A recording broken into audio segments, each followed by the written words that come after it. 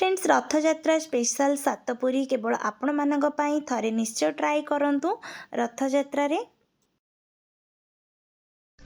Hi friends नमस्कार मु दीप्ति आपण मानकु वेलकम करिछि आम YouTube channel Odia blog by Deepti.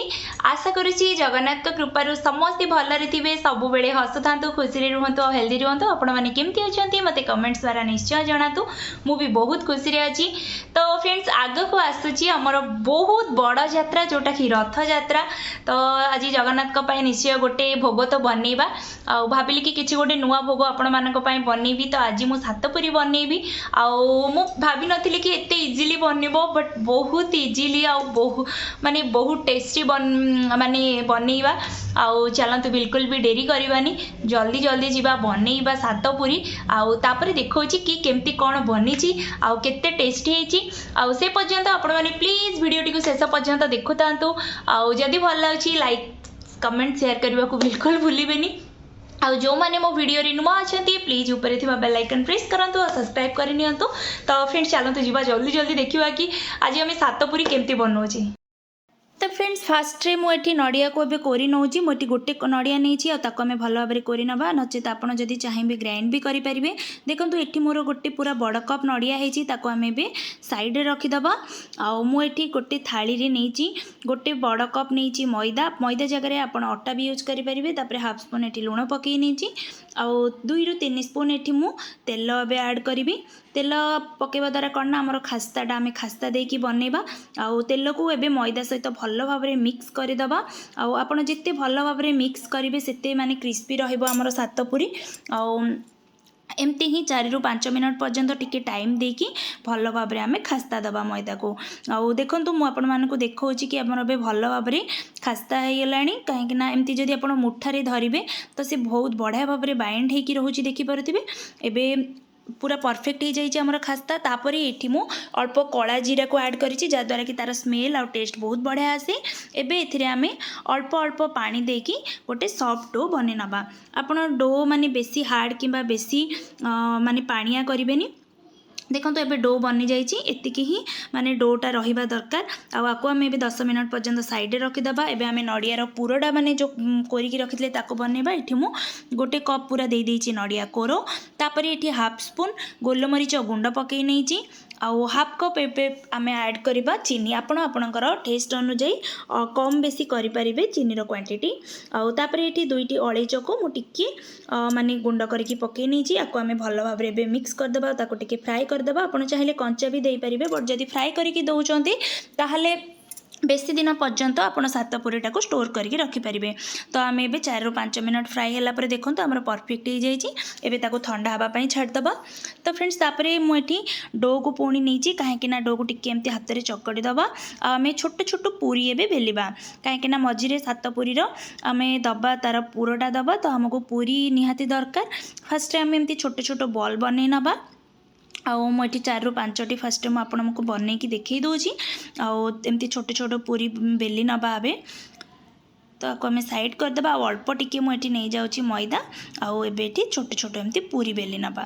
Fast पूरी बेली नबा, तापर आम सातपुरी बनइबा।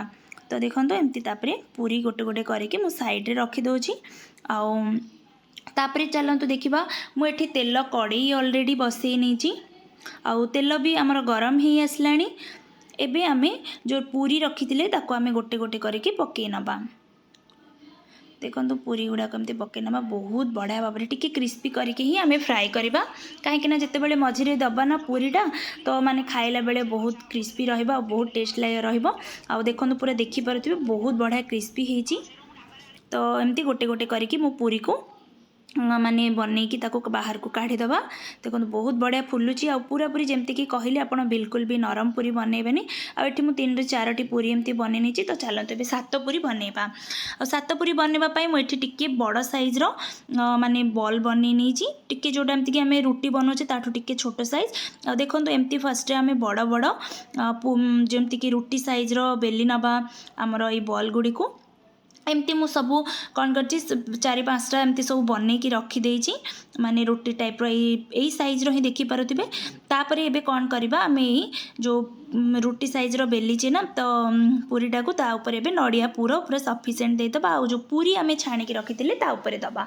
तो तापर मु पुणी एठी नड़िया रो माने जो कोरोटा रखीथिले ताको एबे ऐड कर देइची आ ता ऊपर आमे आउ गोटे एमती कवर कर दबा।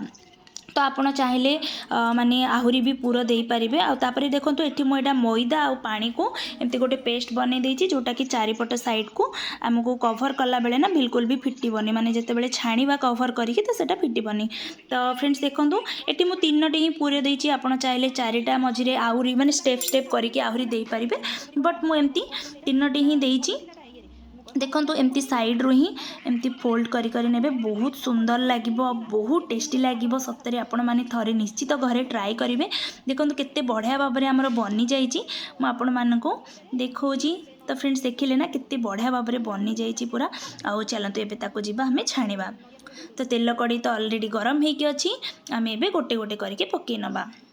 आउ पकेला परे आमे तेल को टिके ऊपर पटु ताको आमे फ्राई हबा पे एमती टिके तेल पकई नबा जद्वारा कि देखुछन ना केते बढ़िया भाव में हमर फुलीची माने सात पुरीटा।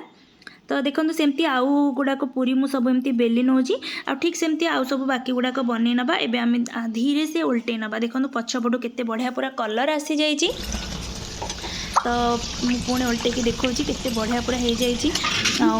आपण मैंने भी निश्चित रूपे बनातु आउ बहुत सारा एंजॉय करंतु। देखो एमती आउ गोटे भी मु बनै नौची सात पूरी। तो आपड़ चाहिए आहुरी भी लेयर देकी बन पारे। आउ जो पूरीटा रखी मैंने से टिके फुली जाइला ना तो मुझे ताको प्रेस कर देइची। बर्तमान से जो फास्ट मु पूरीटा माने सात पूरीटा पकईली देखो बहुत बढ़िया भाव में बनी जाइए। एबे आमे ताको बाहर को काढ़ीदेवा। देखो बिल्कुल भी बाहर को पूरा बाहर नहीं आते बढ़िया क्रिस्पी पूरा देखा जाउची आपण माने देखिले जानी पारुथिबे। बहुत बढ़िया सुंदर लगुच बहुत बढ़िया स्मेल भी आसूची कलर तो देखी पारुथिबे। ठीक सेमती मु आउ गोटे भी पकई नहींची। आउ एमती टिके तेल आपण जदि ऊपर पटु पकाउचंती तो देखंतु आहुरी भी पूरा फुला फुला बनिबो आउ क्रिस्पी बनिबो।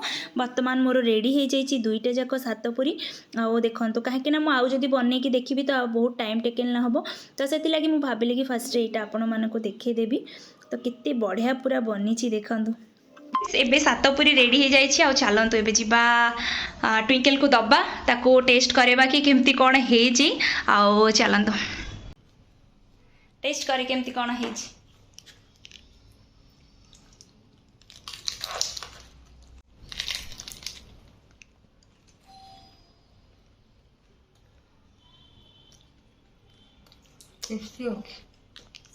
तो मु जगी तार आंसर शुणिया बट सी तार खियारे लगी।